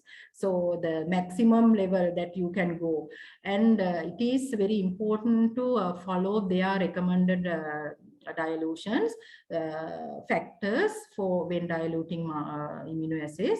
And the other thing is, so there are two dilution methods. One is onboard dilution and the other one is manual dilution. Onboard dilution means machine is automatically doing the dilution when they have a signal more than their measuring range. And manual dilution means you take the sample, you manually do the dilution. When you do the manual dilution, you have to think about your pipetting accuracy. So you can't use small volumes. Usually we say at least 100 microliters you have to pipette to have a good accuracy. But in practice we use about 50 and 20, but your pipetting accuracy is lower in lower volumes. And again, you have to think about what is the diluent that you are using. So for diluent, you can use commercially, there are commercially prepared diluent. There are so immunoassays, I think almost all immunoassays are having commercially prepared diluent, and you can use distilled water or normal saline or analyte free serum.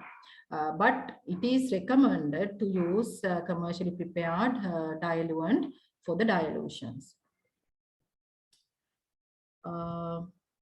And little bit about HS troponin, that is because this HS troponin assay is modified using these concepts. Okay, so HS troponin, as we all know, that is not a new analyte, it is the same troponin molecule, and it is the HS troponin means the method is modified to measure very small, even very small concentration of troponin molecule.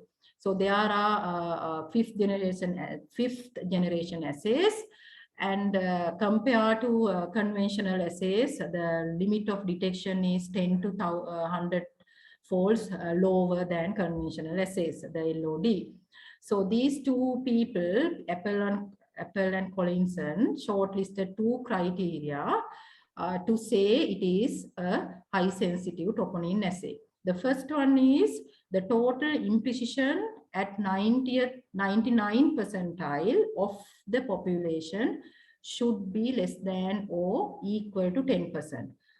This should be there for the clinical use, and this assay should be able to quantitate at least 50% of healthy population. At least 50%, but ideally it should be 95%. Okay.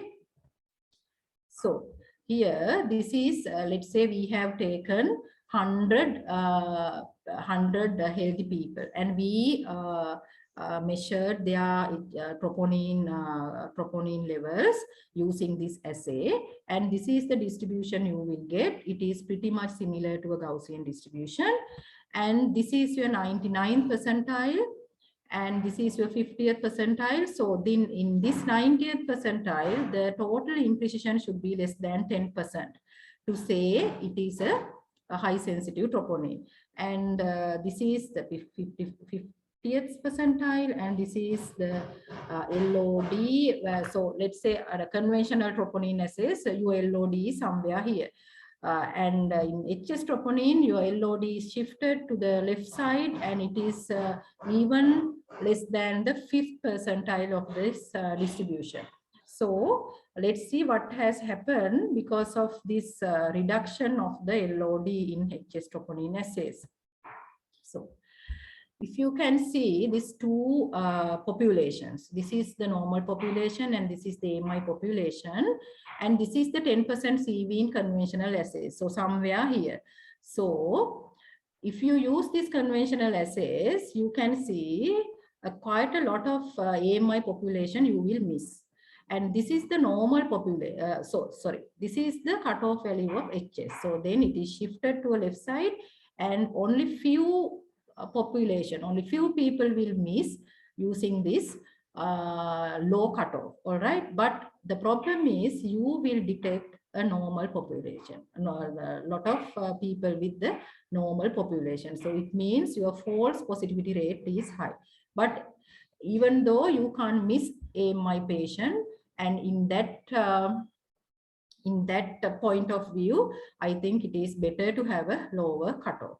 So having said that, I'm going to end my presentation, and I know it is a very complex analytical theory that I have explained you. And this is very basic, and you can learn more about this concept using the articles and textbooks. And if you have any question, you can ask from me at any time. Thank you very much.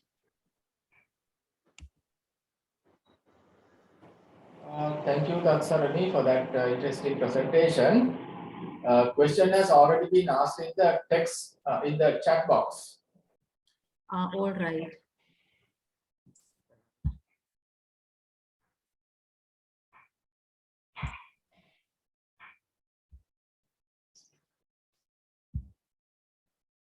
Wait, I can't see the chat box. Did you get the question, Daksarani? Yes. So, why do we mention LOD in our report format when LOQ is what is important? So, yeah, I also saw a lot of reports, especially TSH, cortisol, especially TSH, cortisol, etc., other than troponin. Yes, I also saw that a lot of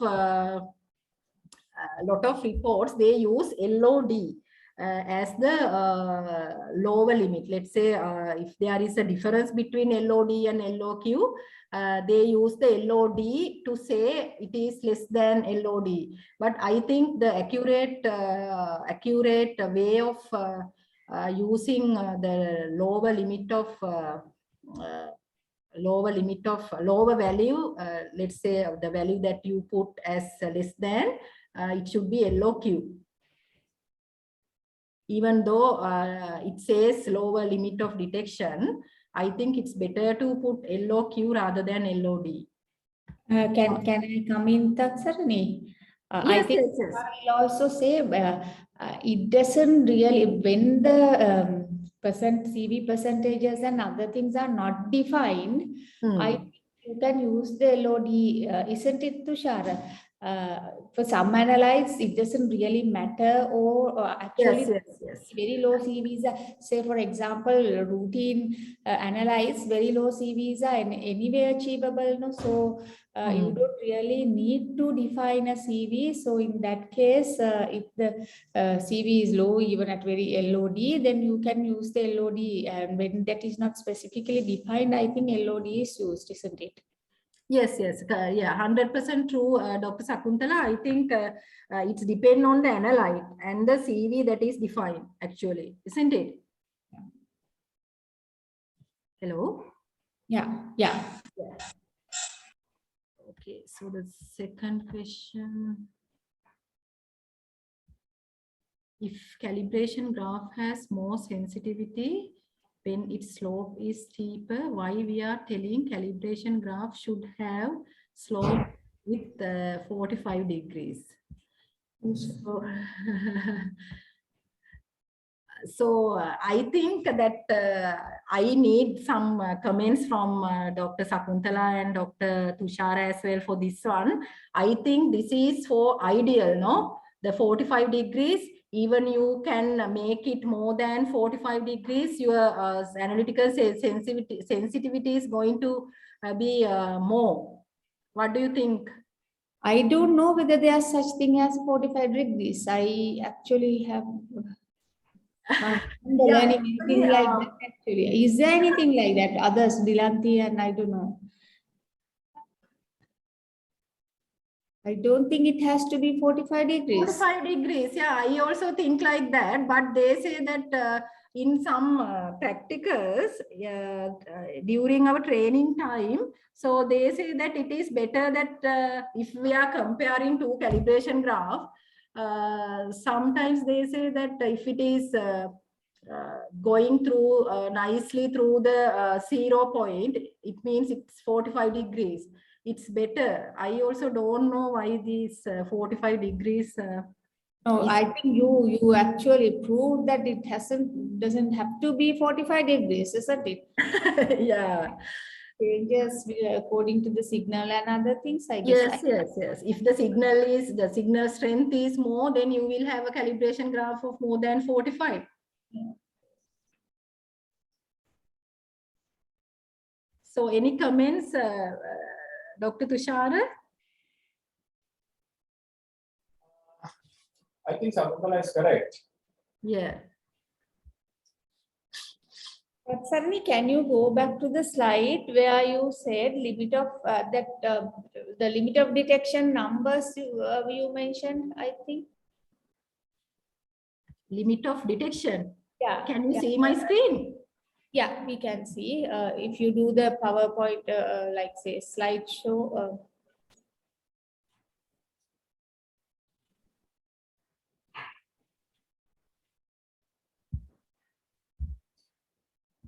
This one you want to see? Yeah. So here you say a minimum of 20 individual samples, and then again they shall be tested at least 10 times. Now say let's say if you are verifying a limit of detection, you take one sample with low concentration and do it 20 times. So you have to take 20 different samples with low concentration, and because the mean and SD will be different if you do it two different ways, isn't it? SD, yeah, if you like this one is like two individual samples, we can use in both ways. If you can like, you know, the detection, if you take a concentration gradient, I think it's good rather than taking one sample. It means then what do you mean by shall be tested at least 10 times? So each individual sample should be tested 10 times. That's what they have recommended, but in practically we are not doing like that. Okay, thanks, sir. All right. Tatsarani, Yes. Majita here. Yeah. This is the range, the Gaussian distribution is coming. The range you told that in that case from limit of blank to limit of detection. Okay. So whether we have to take a different concentration is what is the interval of concentration different For what, madam? for the limit of detection? So limit of detection, madam, what they say is, wait. Very low. We can dilute the lowest calibrator and take about different samples, individual 20 samples they have recommended. So it should be, the concentration should be above the limit of blank. The Because 20 samples means then from the limit of blank to the maximum concentration, in between there will be a 20 different concentration sample. Is that yes, so? yeah, yes, madam. Because if you are verifying, you know what is LOD, then you can have the concentration gradient from LOB to LOD, or even more, little more than LOD, because we don't know the manufacturer This is claim going to is. fit, no? Sorry. Concentration is going to fit with that signal, no? Yes, yes, yes. So we are not sure, we are experimenting and then we don't know which concentration going to fit. So you have to take a 20 different concentration from LOB to LOD, no? Yes, usually they say, madam, it should range from LOB approximately 4 times the LOB. Yeah, within that 4 times you have to take a 20 different concentration, no? Yes, but it is practically very difficult, madam. Very Difficult with our the measurement. practically extremely difficult. Yeah, But, yeah. what they have mentioned in their guideline is like that, madam. With our situation, even Yes. with the 1 or 2 milligram per deciliter concentration, very difficult now with the pipetting and all. Pipetting and all, yes, madam, very difficult. Actually, when I was a trainee, I did this experiment in MRI. Actually, we could able to make only 3 samples. Yeah, that's so. It's not possible. Yeah, Anyway, it is not possible. with the noises, we can differentiate now even with that 20 concentration. Whether the 90th concentration and 20th concentration is difference of 0.5, you can differentiate sometimes. Yeah, differentiate. Yeah. If the method is 100% accurate, and then the noise. Our routine method, it's not possible. It's not possible, madam. Definitely, it's not possible. So if you did you did the MRI 3 concentration and that 3 concentration you take 10 times, no? 1 concentration, Yes, 10 times, yes. another one second, Yes. and third, no? That's Yes. all. That's all, madam. Okay, thank you.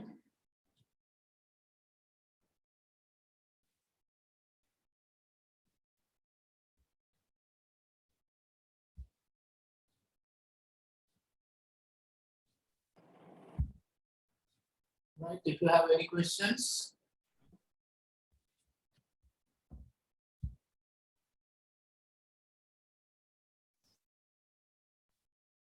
Okay, there are no more questions, it seems. Thank you very much for that lecture, Tatsarani. And we will wind up for today.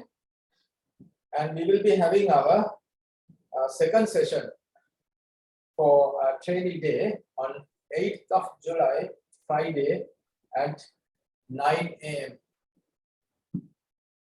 We hope all of you will join the sessions on that day also. Thank you very much for participation.